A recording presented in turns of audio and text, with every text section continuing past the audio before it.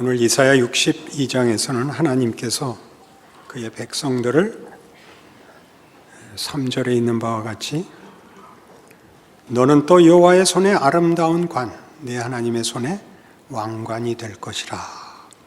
12절에는 사람들이 너를 일컬어 거룩한 백성이라 여호와께서 구속하신 자라 할 것이라고 선포하고 있습니다. 하나님이 그의 백성들에 대해서 가지는 성실하심과 의지를 보게 되고 그것을 이루시는 은혜의 풍성함을 여기 약속하고 있습니다. 현실적으로 이스라엘 백성들은 하나님의 율법적 요구에 대하여 실패하고 여러 번의 경고에도 불구하고 결국 멸망의 자리를 자초하여 바벨론 포로가 되고 그 회복할 수 없는 자리에서 하나님의 신실하심과 긍휼하심을 근거로 한 회복, 은혜, 구원을 베풀어 돌아오게 됩니다. 나라를 살리고 고향을 찾고 그리고 새로운 성전을 짓고 애쓰며 각오를 다지지만 현실은 여전히 어려워서 저들은 체념하고 어려운 곤경에 빠지게 됩니다. 그런 역사적 배경 속에서 하나님이 우리에게 하나님이 요구하신 율법들을 무슨 의미인가? 그것은 어떤 뜻을 가지며 어떻게 지켜야 하며 책임은 어디까지인가? 은혜는 이 율법적 책임을 면제시켜 주는 것인가? 그것은 운명이고 하나님의 능력에 의한 결론인가? 그렇다. 그런데 현실은 왜 여전히 고달프냐 하는 문제 속에서 선포되고 있는 꾸중, 위로, 회복, 그리고 다시 다가오는 의심, 혼란, 그 속에서 다시 확인되는 운명, 영원한 약속들로 이렇게 섞여 있습니다. 이 62장 3절에 있는 너는 또 여호와의 손에 아름다운 관, 내 하나님의 손에 왕관이 될 것이라는 완곡한 표현으로 에베소서 1장에 이렇게 소개되고 있습니다. 한번 찾아보시죠. 신약성경 에베소서 1장 3절부터 봅니다. 찬송하리로다. 하나님 곧 우리 주 예수 그리스도의 아버지께서 그리스도 안에서 하늘에 속한 모든 신령한 복을 우리에게 주시되 곧 창세전에 그리스도 안에서 우리를 택하사 우리로 사랑 안에서 그 앞에 거룩하고 흠이 없게 하시려고 그 기쁘신 뜻대로 우리를 예정하사 예수 그리스도로 말미암아 자기 아들들이 되게 하셨으니 이는 그가 사랑하는 자 안에서 우리에게 거저 주시는 바 그의 은혜의 영광을 찬송하게 하려는 것이니라. 우리는 그리스도 안에서 그의 은혜의 풍성함을 따라 그의 피로 말미암아 속량 곧 죄사함을 받았느니라. 이는 그가 모든 지혜와 총명을 우리에게 넘치게 하사 그 뜻의 비밀을 우리에게 알리신 것이요 그의 기뻐하심을 따라 그리스도 안에서 때가 찬 경륜을 위하여 예정하신 것이니 하늘에 있는 것이나 땅에 있는 것이 다 그리스도 안에서 통일되게 하려 하심이라. 모든 일을 그의 뜻의 결정대로 일하시는 이의 계획을 따라 우리가 예정을 입어 그 안에서 기업이 되었으니 이는 우리가 그리스도 안에서 전부터 바라던 그의 영광의 찬송이 되게 하려 하심이라.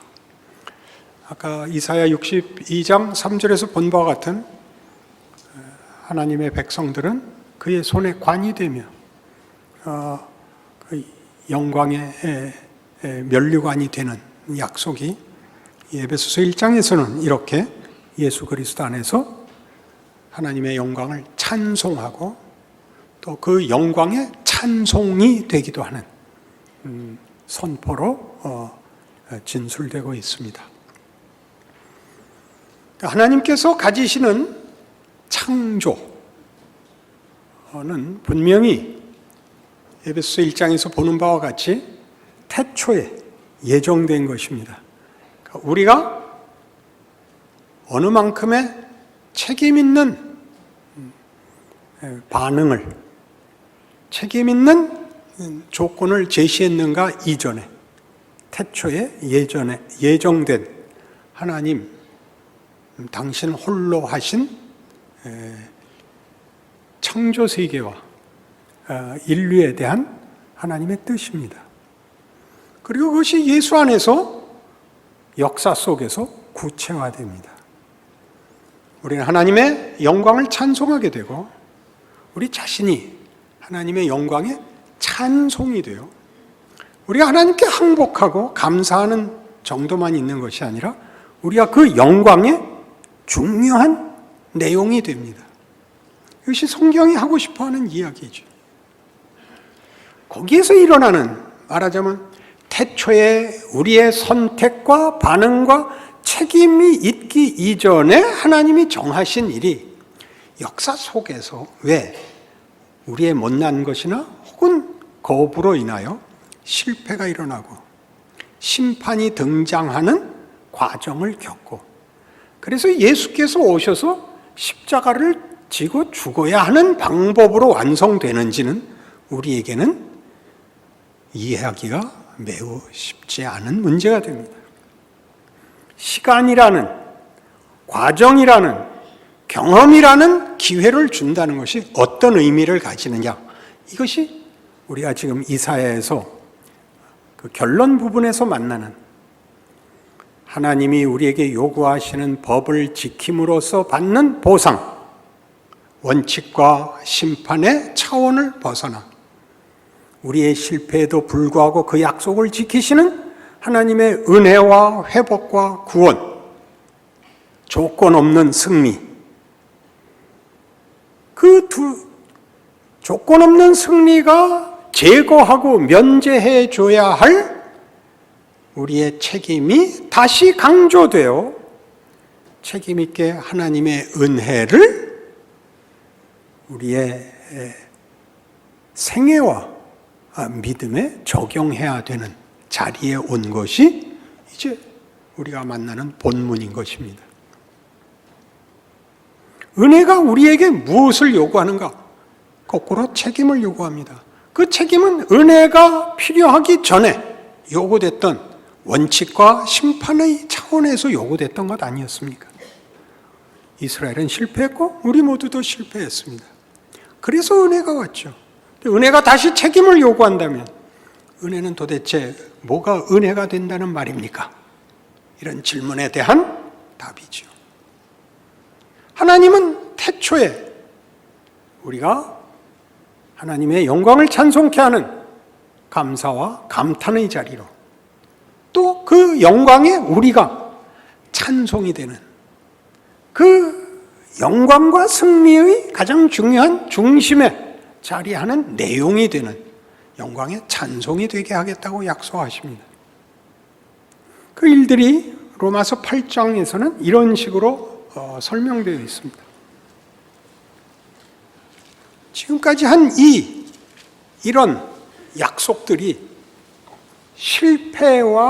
실패를 만회하기 위하여 준 은혜와 그 은혜로 인하여 이제는 폐기되었어야 마땅한 책임이 왜 다시 요구되는가 하는 문제에 대한 설명이 로마서 8장 1절, 그러므로 이제 그리스도 예수 안에 있는 자에게는 결코 정죄함이 없나니 이는 그리스도 예수 안에 있는 생명의 성령의 법이 죄와 사망의 법에서 너를 해방하였음이니라 라는 선언 속에 들어있습니다. 생명의 성령의 법이란 이런 약속입니다. 하나님의 창조, 하나님의 구원에 대해서, 하나님의 창조와 구원의 본질적 성격은 생명과 존재에 대한 무한대의 긍정이다, 그러는 것입니다. 외워두셔야 됩니다. 하나님의 창조와 구원은 모든 생명과 존재에 대한 무한정의 긍정이다. 우린 맨 먼저 뭘 생각해야 되냐면 현실이 죄와 사망의 법이 권력을 잡고 있기 때문에 생명의 성령의 법이 더 위에 있다는 사실을 잊습니다. 우리가 살고 있는 현실은 죄와 사망이 왕노릇하는 것입니다. 하나님은 희한하게 이렇게 표현하면 안 되지만 이해할 수 없이 기이하게 이걸 죄와 사망을 제거해버리고 승리를 주시는 것이 아니라 이 권력과 정황 속에 부활과 생명을 침입시켜 개입하여 우리를 바꾸어 놓습니다. 죄와 사망의 법이 아직도 그의 권력을 주장하는 속에서 생명의 성령의 법을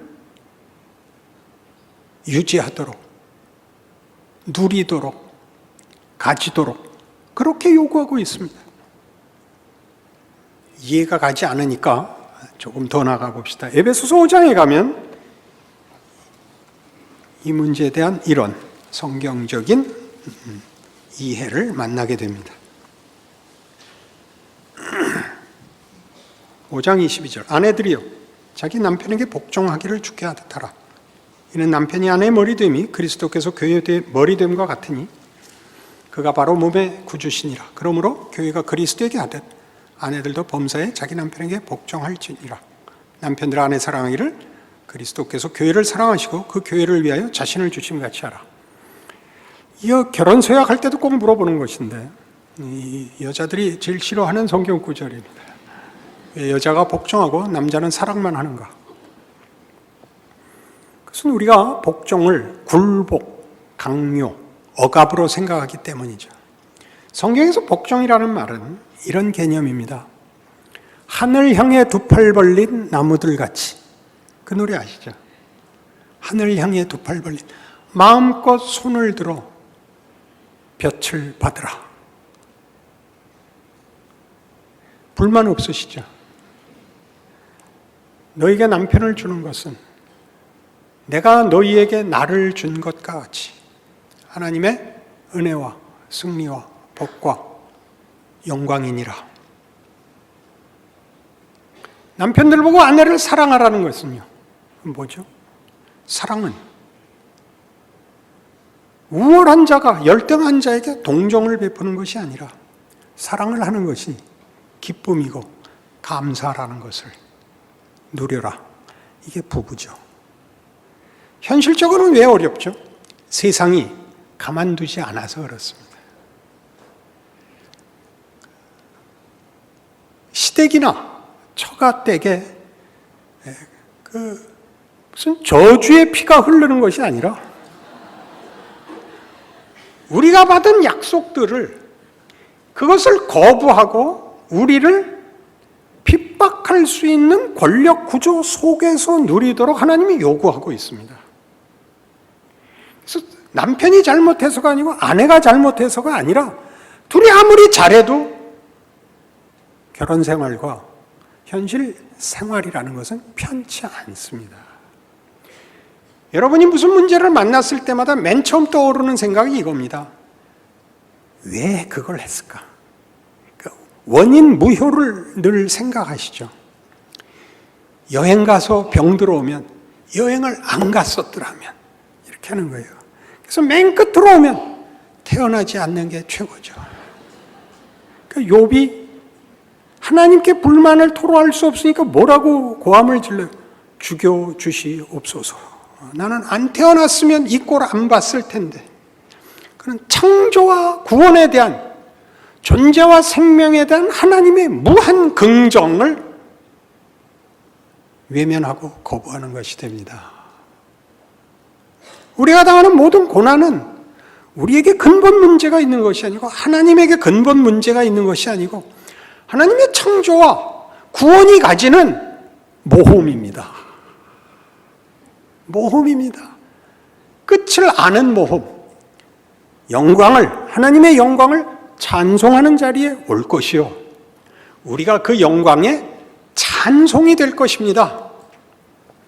그걸 왜 이런 조건 속에서 하나님이 요구하시는가? 우리를 대접해서 그렇습니다. 무슨 대접?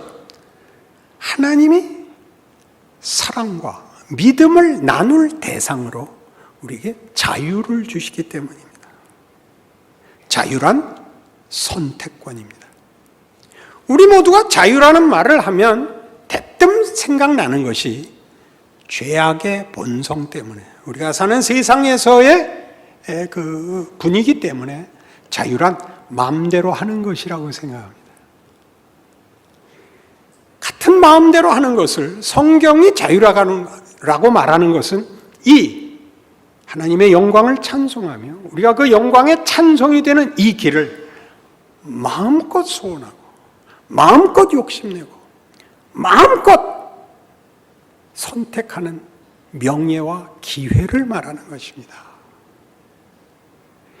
우리는 마치 우리가 이 중간지대에서 죄를 질 것인가 믿음 생활을 할 것인가의 양자택일 속에 있다고 생각합니다. 안 그렇습니다. 우리는 생명의 성령의 법 아래 있어서 죄와 사망의 법 아래서는 벗어나 있습니다. 우리가 잘못하면 못나게 구는 것입니다. 그냥. 그래서 같은 에베소 5장이 이 18절에 이 말을 하죠. 술 취하지 말라. 이는 방탕한 것이니 오직 성령으로 충만함을 받으라. 무슨 얘기죠? 네가 부름받은 창조와 구원의 세상을 제대로 살아라. 이러는 겁니다. 해봐라. 마음껏 해봐라. 여러분 초등학교 다니는 자식 데리고 풀밭에 나가고 공 찰 때 앞으로 똑바로 못 차면 다리 부러뜨리고 헤딩 틀리게 하면 모가지 자르고 그러시겠어요? 그럼 무슨 말도 안 되는 상상을 하겠어요? 예수 믿는 게 뭔지를 우리는 못하는 겁니다. 틀리면 죽는다. 이 세상 속에 있었죠. 우리가 하나님 없이 살자. 승리도 영광도 가치도 이유도 없는 속에서는 모두가 소멸되는 부끄러운 부패한 못난 것밖에 만들지 못하는 세상에서 살았기 때문에 우리가 본성적으로 그 걱정을, 그 체념을, 그 공포를 가지고 있는 겁니다. 예수를 믿는다는 건 다릅니다. 똑바로 못 차면 뭐라 그럴 겁니까? 다시 차봐라. 다시 차서 아무리 차도 똑바로 안 가면 얘야, 이 공이 잘못된 모양이다. 그래야 맞는 거 아닌가요? 그것이 부모 아닌가요? 우리 하나님이 우리에게 그렇게 요구하십니다. 어떻게 하라고요? 술 취하지 말라. 이는 방탕한 것이니 오직 성령 충만을 받으라. 열심히 네가 하는 것만큼 네 거, 네가 해보는 것만큼 네 영광, 네 명예, 네 특권. 아버지 여기 한번 가보고 싶어요. 그래 가자. 저기도 가보고 싶어요. 그래 가자.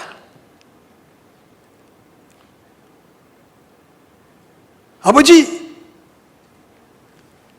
맛있는 거 사주세요. 그래. 아예 배 째고 한 바켓스 먹자. 얼마든지 이게 기독교가 말하는 복음이에요. 우리가 하나님, 우리를 위해 그 아들을 주신 하나님이라고 고백하는 우리 하나님이에요. 우린 그 세상에 들어와 있는 거예요. 우리가 가진 자유는 이런 자유죠. 얼마든지 해볼 수 있는 자유. 세상이 우리를 속여요. 딴죽을 걸죠. 그래서 넘어지곤 해요. 일어나시면 돼요. 그리고 세상의 시비와 시험에 빠져서 넘어질 때마다 일어나서 내 다시는 안 속는다 그러세요. 다시는 안 속는다. 바지 털고 무릎 까진 거 아까 진기 바르고, 요새도 그 말 쓰나? 방언인데. 그리고 크세요. 멋있어지세요. 매번 이겨야 되는 것이 아니라 여러분의 인생에서 경험하는 모든 것이 여러분을 크게 하세요. 매 사건을 이기는 것이 아니라 매 사건을 통해서 크세요. 그게 하나님이 우리에게 주신 인생이에요. 요한일서 4장에 가면 10절, 사랑은 여기 있으니 우리가 하나님을 사랑한 것이 아니요 하나님이 우리를 사랑하사 우리 죄를 속하기 위하여 화목제물로 그 아들을 보내셨습니다. 사랑하는 자들아 하나님이 같이 우리를 사랑하셨은즉 우리도 서로 사랑하는 것이 마땅하도다. 어느 때나 하나님을 본 사람이 없을 때 만일 우리가 서로 사랑하면 하나님이 우리 안에 온전하게 이루어지느니라. 하나님이 우리 안에 거하시고 그의 사랑이 우리 안에 온전히 이루어지느니라. 그의 성령을 우리에게 주심으로 우리가 그 안에 거하고 그가 우리 안에 거하시는 줄 아느니라. 아버지가 아들을 세상에 구주로 보내신 것을 우리가 보고 또 증언하노니 누구든지 예수를 하나님의 아들이라 시인하면 하나님이 그의 안에 거하시고 그도 하나님 안에 거하느니라. 이러한 자유는 우리로 하여금 하나님의 사람으로 우리의 인생을 마음껏 살아볼 열심히 누릴 권리를 줄 뿐만 아니라 하나님께서 그 창조와 구원 사역에서 하나님이 우리와 동반자로 동력자로 그리하여 연합된 긴밀한 관계를 만들자고 요구하십니다.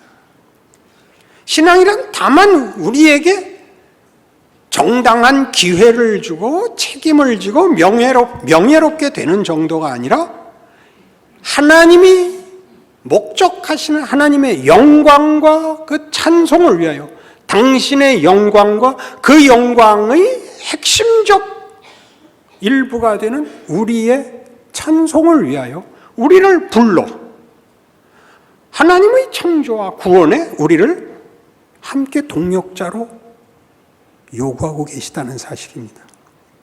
그러니까 사랑을 해야 할 윤리적, 도덕적, 종교적 책무가 아니라 하나님과 함께하는 긴밀한 유대 관계를 말하는 것으로 되어 있습니다.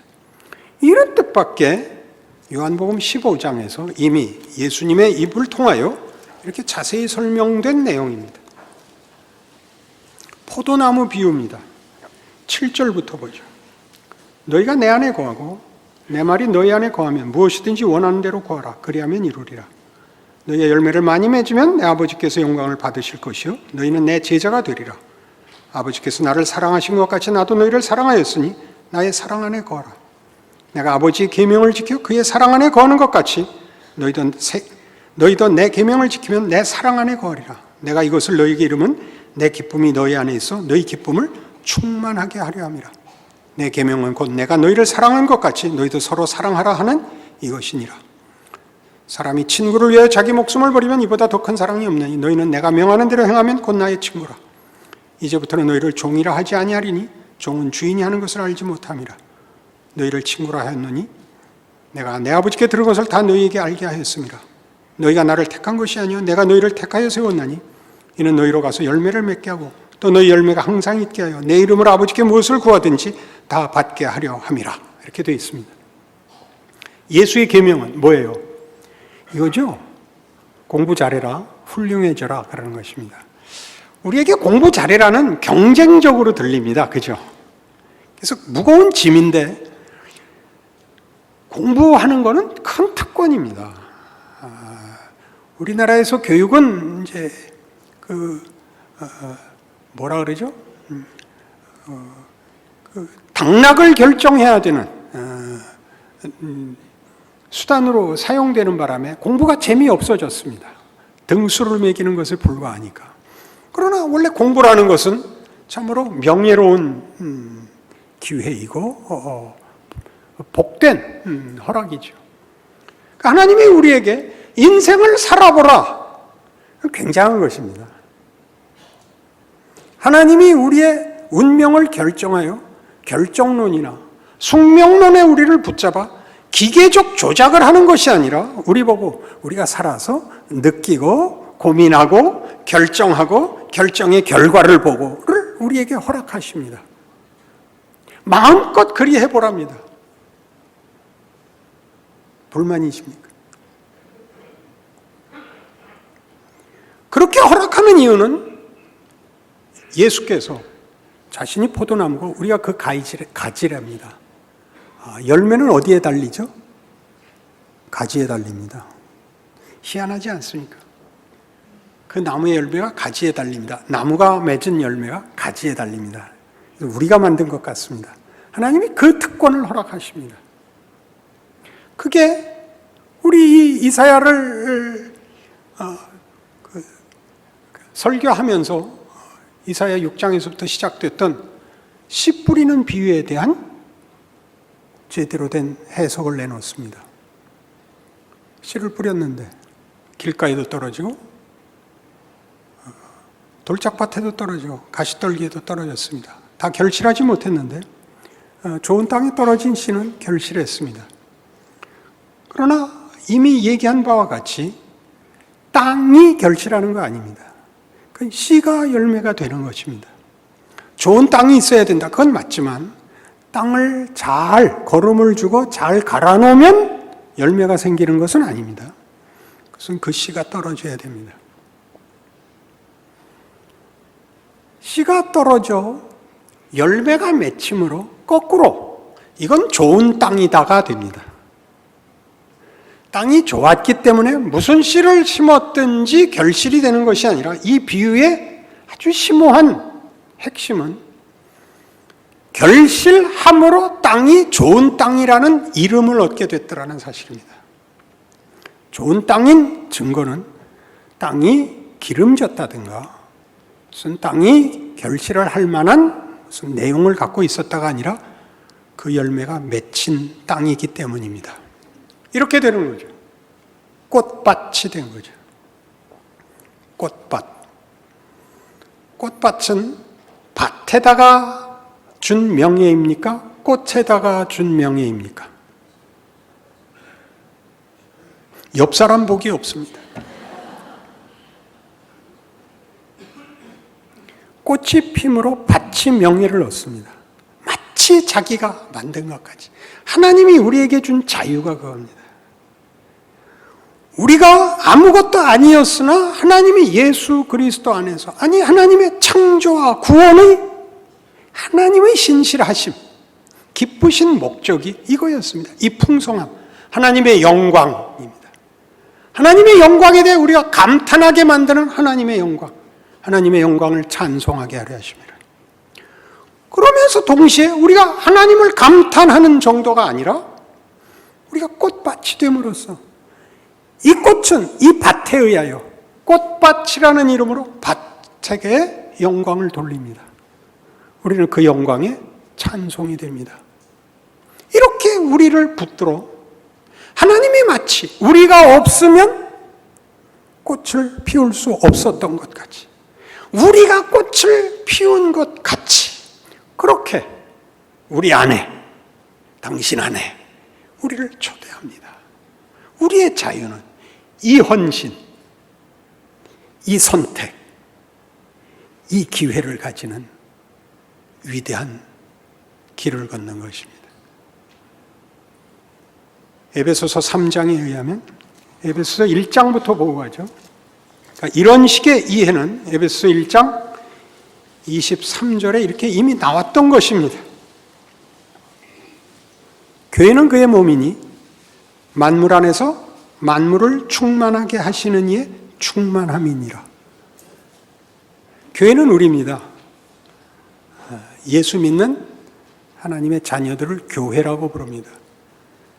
예수 그리스도는 우리를 몸으로 불러서 당신과 우리를 묶으십니다. 그리고 우리가 뭐라고요? 만물 안에서 만물을 충만케 하시는 이에 우리가 충만이랍니다. 그건 뭐 각각의 머리큐에 맡기겠습니다. 그리고 3장 14절, 지금까지 한 설교를 이렇게 묶으면 됩니다. 오늘의 설교를 이러므로 내가 하늘과 땅에 있는 각 족속에게 이름을 주신 아버지 앞에 무릎을 꿇고 비노니 그의 영광의 풍성함을 따라 그의 성령으로 말미암아 너희 속사람을 능력으로 강건하게 하시오며 믿음으로 말미암아 그리스도께서 너희 마음에 계시게 하시옵고 너희가 사랑 가운데서 뿌리가 박히고 터가 굳어져서 능히 모든 성도와 함께 지식에 넘치는 그리스도의 사랑을 알고 그 너비와 길이와 높이와 깊이가 어떠함을 깨달아 하나님의 모든 충만하신 것으로 너희에게 충만하게 하시기를 구하노라. 아멘. 우리 가운데서 역사하시는 능력대로 우리가 구하거나 생각하는 모든 것에 더 넘치도록 능히 하실 이에게 밑줄 쳐놓고 갑시다. 교회 안에서와 그리스도 예수 안에서 영광이 대대로 영원 무궁하기를 원하노라. 아멘. 기도하십시다. 하나님 아버지, 예수 믿는 영광, 명예, 기회, 자유, 즐거움 확인시키셨습니다. 우리를 거부하고 우리를 시험하고 우리를 핍박하는 세상 앞에서 우리만이 생명과 진리로 자유와 순종이 가지는 영광으로 사는 존재입니다. 하나님의 살아계심과 일하심을 보이는 기적이지요. 지지 말게 하여 주옵소서. 이 신앙을 누리고 자랑하고 그리고 하나님의 뜻을 따라 온 세상에 주의 영광을 충만케 하옵소서. 예수님 이름으로 기도합니다.